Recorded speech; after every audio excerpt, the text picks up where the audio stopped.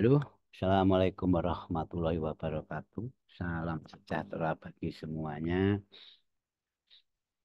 Eh, nanti, nanti akan ada event penting yaitu CPI, di mana CPI ini akan menjadi event yang sangat krusial dibandingkan CPI-CPI sebelumnya, dikarenakan 2 hari yang lalu Selasa sama Rabu eh, Fed jadi memberikan pernyataan atau testimoninya di depan Kongres Amerika atau DPR-nya Indonesia, di mana di situ Powell sebagai kepala Fed menyampaikan pemaparannya eh, pada hari Selasa dan Rabu. Jadi pada hari Selasa dan Rabu ini Powell testimoni, di mana di dalam sebuah pernyataannya pada hari Selasa itu memang dobis ya, eh, yang membuat dolar indeks itu bearish dikarenakan dia menyatakan sesuatu yang inflasi Amerika memang dalam kategori penurunan secara lembut atau eh, bahasa kerennya itu soft landing. Dan pada hari Rabunya, yaitu kemarin juga yang terakhir, eh, Powell dalam testimoninya mengatakan kalau memang diperlukan, tidak perlu, memang kalau memang diperlukan pemangkasan suku bunga sesuai data, tidak perlu menunggu inflasi turun sampai targetnya 22 target 2% untuk tahun ini. Jadi di sini digambarkan kalau memang pelaku market itu mengapresiasi itu dan efeknya juga gold naik kemarin dengan dolar juga bearish. Jadi dia pelaku market mengakomodir dengan pernyataan Fed tadi di mana tidak perlu menunggu inflasi turun sesuai target 2%. Kalau memang data-data menyatakan memang harus bertindak untuk pangkas suku bunga di tahun ini sesuai apa juga market sudah press in di bulan September itu hampir berapa ya, kita nggak usah perlu buka webnya saja karena ini agak lemot. Lebih dari 75% kayaknya kemarin saya lihat itu kalau akan ada pemangkasan di bulan September, maka dari itu meningkat walaupun ada isu 2 bulan terakhir dari bank-bank sentral Cina itu stuck atau berhenti membeli emas pada 2 bulan terakhir setelah 18 bulan itu pembelian secara terus-menerus. Tapi di sisi lain dari survei Badan Emas Dunia yang kemarin kita lihat itu 92% masih mengatakan ada aksi pembelian emas itu dari bank-bank sentral di tahun 2025.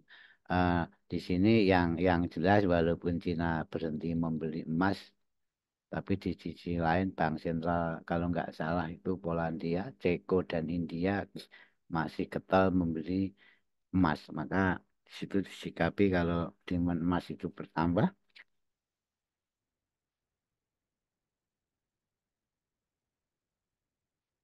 yang membuat gold itu menemukan ritmenya sendiri, apalagi ditambah dengan data-data dari US.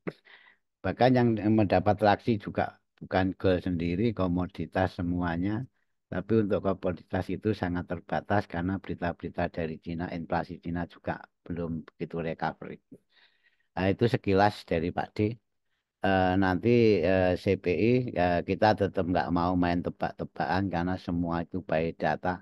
Apapun yang kita analiskan secara technical analysis atau price action akan tidak sangat berguna kalau data sangat tidak didukung data.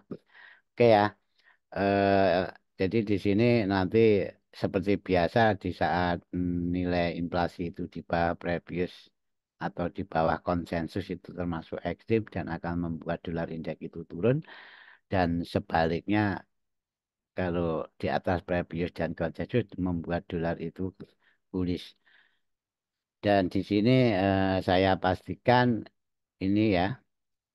Ini saya pastikan kawan-kawan untuk inflasi yes on over yes-nya diprediksi mengalami sebuah penurunan dari 3,3% pada bulan kemarin untuk laporan bulan Mei ini. Jadi ini laporan bulan Mei dilaporkan Juli kan itu ya. Eh, Diprediksi turun 3,1 di mana targetnya kan 2%, sebenarnya kalau dibilang jauh masih jauh eh, dari target. Maka tadi pernyataan Pak tadi yang di depan saya utarakan itu disikapi market. Oke. Dan untuk core-nya itu masih tetap untuk monthly over monthly-nya juga masih tetap demikian juga untuk headline-nya. Jadi yang yes over yes itu headline rata-rata dalam rata-rata bulanan dalam 1 tahun gitu loh. Oke. Nanti selain ada CPI, ada ini rutinitas di tingkat pengangguran juga di sini diprediksi konsensusnya mengalami penurunan, tapi previousnya mengalami forecastnya mengalami sebuah kenaikan. Nah ini loh, kalau data seperti ini antara konsensus dan previous, previous itu internal dari analis trading ekonomi, tapi kalau konsensus itu rata-rata, jadi nilai rata-rata dari semua analis. Analis yang mana ya? Analis dari lembaga-lembaga yang sangat bisa dipercaya, ya, ya misalkan dari Investing, dari Forex Factory, dari JP Morgan, dan bla bla bla banyak lagi. Disitulah muncul sebuah preview. Jadi di sini nanti CPI akan sangat bisa membuat traksi bila mana itu didukung oleh eh, initial jobless claim ini ya kawan-kawannya. Jadi itu, jadi tapi bila mana nanti nggak sinkron pun sebenarnya di saat ada news yang high volatilitas atau high impact itu news-news rutinan ini hanya menggerakkan market sesaat. Oke, sekarang kita ke DXY. Di sini digambarkan kalau DXY sebenarnya sudah close dengan solidnya di bawah support resistance weekly atau monthly open di mana ini adalah nilai apa itu level psikologinya dolar di mana bila mana nanti DXY itu konsisten di bawah level support resistance weekly akan menuju 104 104 bahkan 104 bahkan bisa maksimal di 104. Sebaliknya bila mana nanti terjadi sebuah koreksi akan ke 105,500 level di atasnya itu ya karena semua bisa terjadi kawan-kawan walaupun secara teknikal di sini digambarkan kalau dolar indeks itu selain di bawah sudah berhasil broken di level support resistance weekly juga konsisten masih di bawah level pivot mingguan. Di situ kira-kira mungkin kita asumsi kita turunkan TF ya. Maka di sini di rectangle ini kawan-kawan, di rectangle ini yang saya jelaskan Pak Dik kemarin harga itu ini zona konsolidasinya, jadi di sini bisa membuat acuan apalagi dia sudah membuat minor higher high tapi tidak membuat lower low.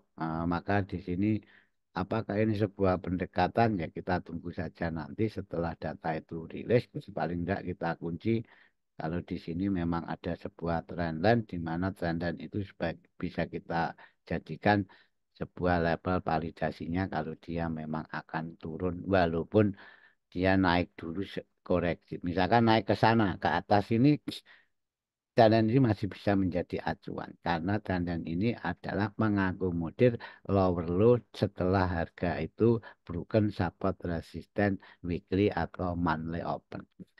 Itu ya kira-kira ya kawan-kawan ya. Jadi sebenarnya kalau saya boleh ngomong ideal, ideal kita entry atau trading untuk waktu yang agak bisa dihold lama itu minggu depan setelah PCI rilis dan Jumat biasanya ada taking profit, maka di situ saat market itu koreksi minggu depannya kita masuk untuk jangkaan yang lebih lama.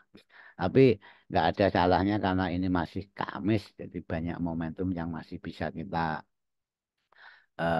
cari peluangnya. Jadi kita melihat opportunity itu ideal memang di hari Selasa sampai Kamis. Ya mintanya kita nanti Jumatnya sudah sampai ke TP. Oke, itu terus lanjut kita ke girl. Ini girl tadi sudah secara fundamental sudah dan girl tadi jam 12 sudah ada update level sentimen. Nah, memang di sini Pak D khususnya memang mengakomodir level-level sentimen yang diupdate oleh lembaga yang memang tugasnya mencatat transaksi market. Maka saya membuat video ini pun tetap lepas jam 12 siang. Di saat nanti jam 12 kalau belum update berarti level Selasa kemarin masih relevan dan kebetulan tadi sudah update. Oke, sekarang kita bicara gold. Gold yang jelas eh, sangat korelasi negatif saat ini loh ya dengan DXY. Kalau DXY penurunan mengalami sebuah kenaikan bahkan sebenarnya clue naiknya gold itu sudah dimulai dari sini. Jadi dia membuat higher high itu sebenarnya sudah dimulai dari sini dan validasinya dimulai dari previous high sebelumnya, previous higher high sebelumnya, dan ini sebenarnya lower high dan lower high sudah dibuken bahkan sekalian bukan higher high-nya. Maka di situ secara teknikal ya, secara teknikal berarti kita setelah mempunyai higher high yang sudah clean break itu berarti kita mencari awal sebuah kenaikannya di mana awal sebuah kenaikan adalah low-nya itu sendiri dalam sebuah swing ini ya. Jadi ini low-nya dan ini high-nya. Di sini selama market itu belum membuat higher high low ini swing ini masih masih relevan kita gunakan. Oke ya, itu kira-kira kawan-kawan. Jadi gini saya eh, akan jelaskan step by stepnya saja karena banyak opsi. Kenapa kok banyak opsi? Ya iya di market memang selalu ada dua opsi. Tapi opsi yang saya tafsirkan di sini itu yang jelas tetap opsi data fundamental secara kalender ekonomi tadi. Oke, sekarang sudah, clue sudah kita kunci. Selanjutnya di sini memang level-level sentimen dalam skala 50-an pip ini memang etikat saya karena supaya apa ya? Karena dengan asumsi 50 pip berarti toleransinya nanti 10-20 pip kita kalau memang mau sesuatu di level sentimen paling tidak SL kita itu antara minimal 60 sampai 70 pip itu untuk menekan risk kita. Jadi di sini sangat saya sangat Pak Dev anjurkan kalau SL itu harus dipasang. Oke? Karena semuanya bisa terjadi di market. Apalagi sebaik-baiknya level teknikal, sebaik-baiknya Anda marking market di saat fundamental itu bicara lain, saya yakin tidak akan berefek apapun. Oke, sekarang eh, tadi saya singgung kalau di sini memang ada apa itu low-nya, ya ini low-nya. Lo yang kenapa lo itu ya karena lo itu adalah yang awal market kenaikan karena dari kenaikannya sudah broken higher high sebelumnya skala mayor dan minor. Oke, situ kita kunci. Dan satu, selama market itu belum membuat higher high, kawan-kawan ya, saya akan pantau tiga level. Ya, level 50 sebagai key levelnya. Jadi ini mungkin keempat saja ya, nggak apa-apa keempat saja. Toh nanti untuk top down analisis di TF kecil pun sampai TF berapapun saya yakin Anda sudah pada pintar. Oke, itu ya. Jadi ke dalam minggu ini masih terbatas dua ring. Ya. Satu ring bawahnya 2350, ring atasnya mana? Ring atasnya sebenarnya 2400 di sini sudah saya diwakili ini, makanya tidak saya kasih tanda sini ya. Ya, itu 2400 itu sebenarnya sebagai ringkel hari ini. Karena saat ring-ring itu akan menjadi sebuah target kenaikan dan penurunan harga. Oke, di situ kawan-kawan ya.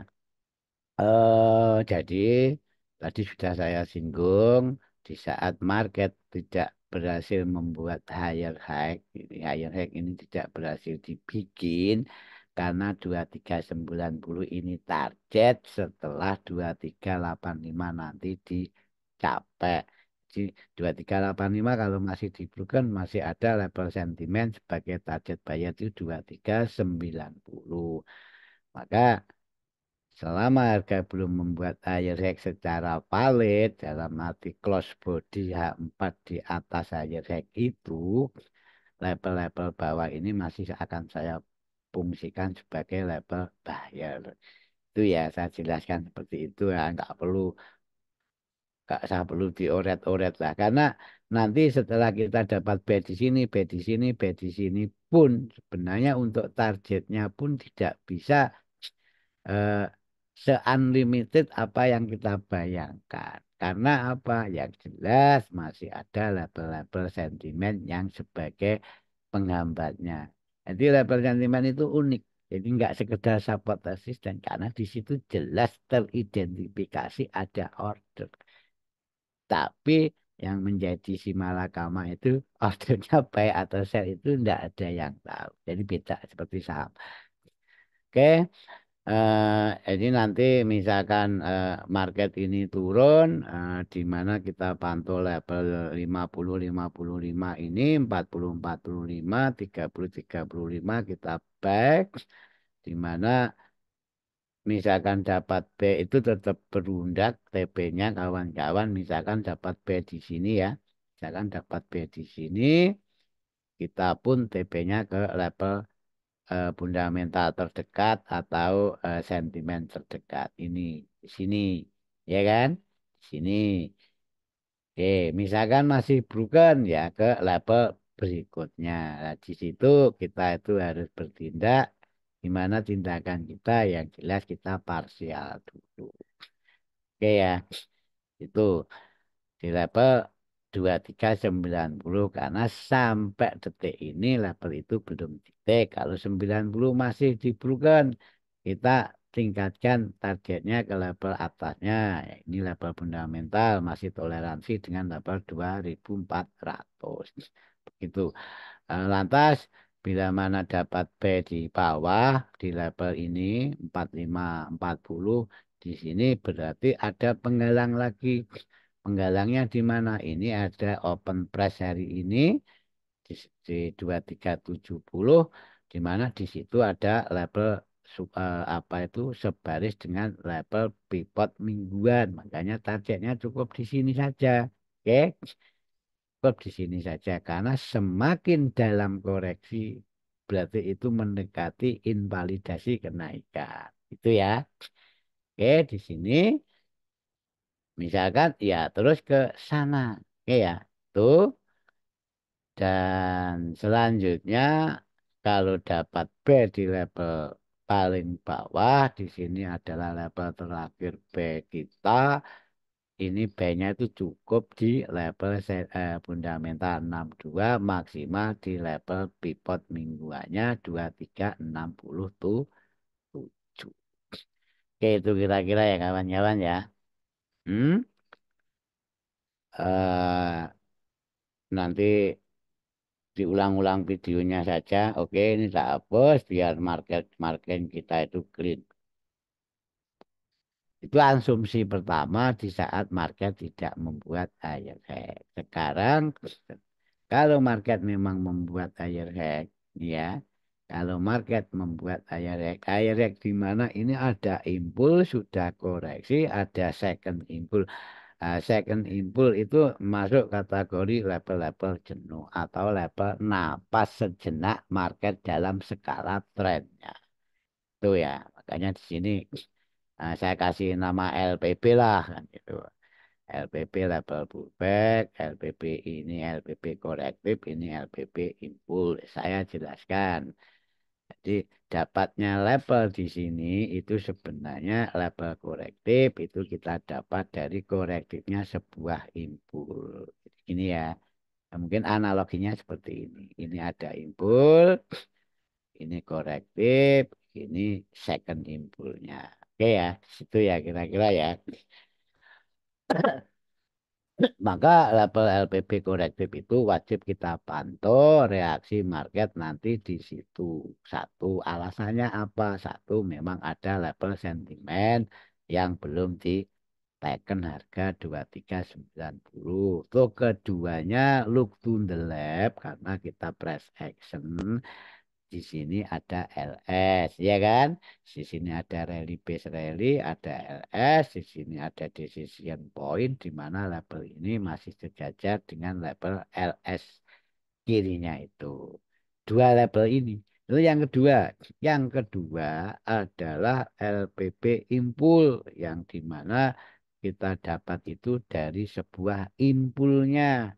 Jadi yang tadi saya gambarkan kan ini LPP korektif, kalau atas LPP impul, di sini ada impulnya, sini korektif, nah, di sini LPP korektif, di atas LPP impul. Cara dapatnya gimana ya nanti kita sharing untuk dapatkan itu yang jelas. Ini pada dasarnya. LPP impul yang atas itu kita dapat dari jangkaan low high yang bawah, swing yang ini, swing low ini sama high ini kita dapat di atas. Kalau LPP korektif kita dapatnya dari high ini dan dari higher low korektifnya. Itu kira-kira ya. Ini sambil belajar saja. Belajar saja kalau masalah entry itu style masing-masing. Pak Dim tidak punya ranah untuk interferensi entry ada. Yang penting Pak Dim itu pesan kalau kita itu harus planning dulu, marking dulu sebelum melakukan tindakan dan jangan lupa pasang stop loss. Oke, gambarannya kalau 2390 di broken nanti gimana otomatis market membuat higher high ya. Oke, di situ. Kedua target berikutnya mana? 2400. Di saat 2400 itu di broken. Target berikutnya jelas di dalam dua level sentimen dan level psikologi harga goal ini ke 2345 sampai 2350. Maka di sini ada untuk minggu depan level yang 2345, 2320 akan menjadi level kita melihat reaksi sebuah harga. Karena sebelum ke 2450 di sini kita asumsikan harga akan napas sejenak. Kita cari apakah ada potensi reversalnya kita dengan TP 23405 atau 23400 ya, itu kan.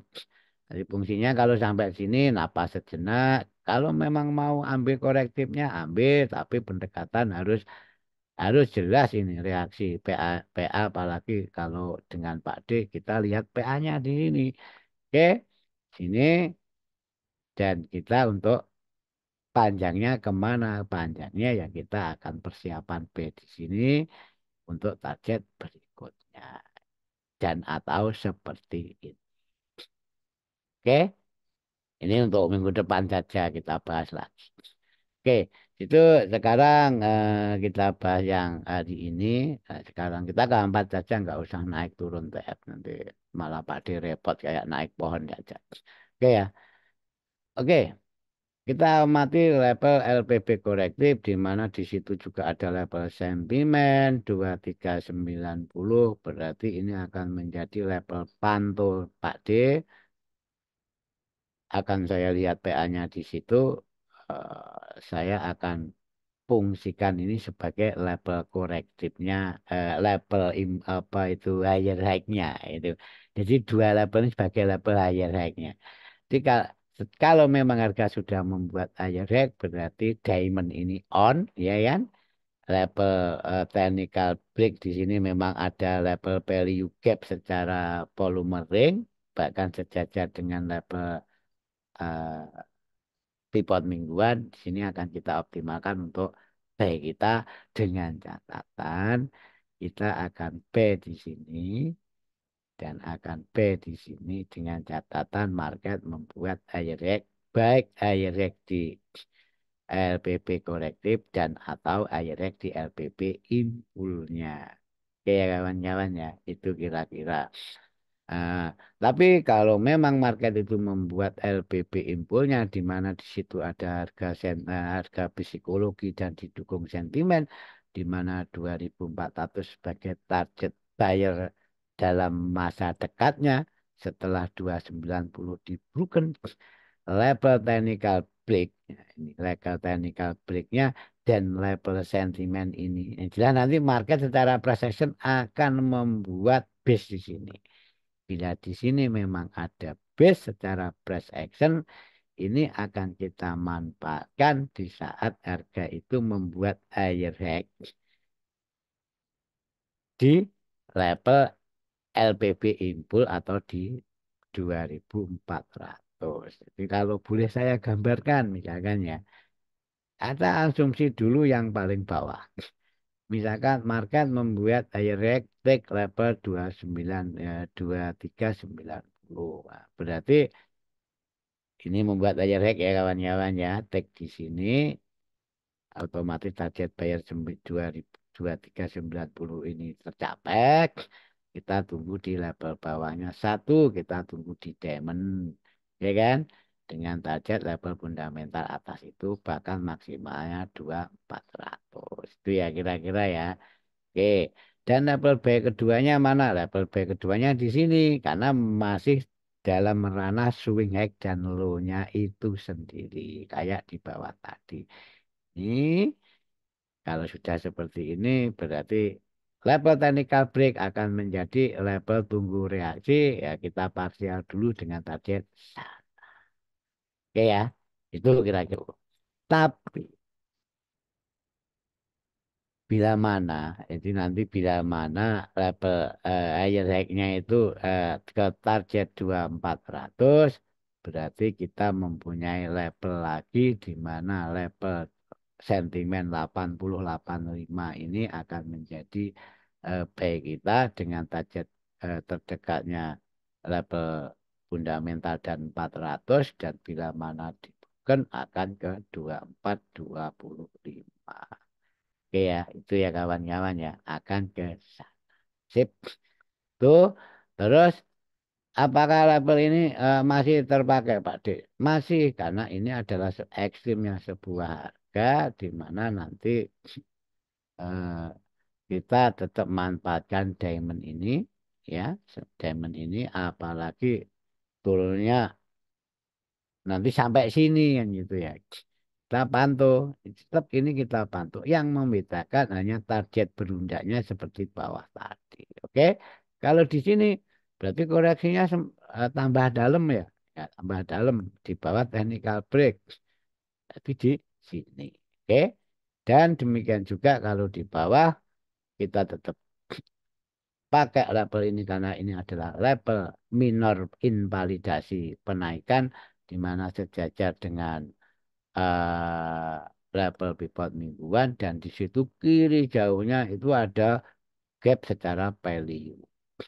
Kalau di sini target maksimalnya tetap di level fundamental saja, tapi kita parsial kalau harga di atas level sentimen 2385. Oke? Itu. Ini bicara Yang jelas karena data belum rilis. Pak D menyikapi ini tetap berdasarkan data rilis. Oke. Secara teknika kalau ambil korektifnya di mana Pak D? Ya ini level-level korektif kawan-kawan. Jadi dua itu level korektif. Di sini karena juga saya katakan tadi kalau LPB adalah level jenuh atau level napas, kita akan memanfaatkan price actionnya untuk trading pendek. Tapi harus jelas paham konsep konfirmasi yang sering saya sampaikan dan atau scroll draft-draftnya Pak D melihat konfirmasi. Jadi pertama kita akan memanfaatkan level di level jenuh impul ini ya dan level jenuh secara korektif. Jadi di situ dengan SL toleransi di bawahnya, di atasnya saja seperti Pak D.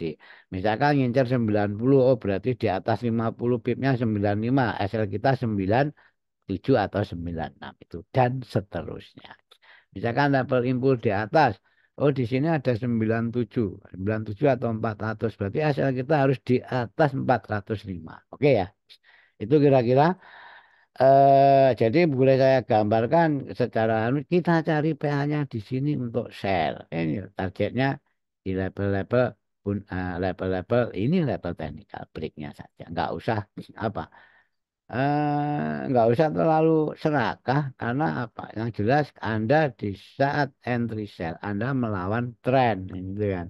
Tapi karena PA itu hanya melihat reaksi harga, tidak ada salahnya kita memanfaatkan seperti semalam kita juga dapat sell, kemarin malam juga dapat sell, itu jelas itu menentang arus. Kemarin dapat sell di sini, saya satu TP, satu SL plus, yang kemarin lusanya dapat pucuk di sini juga di TP 2350 dan di sini clear TP.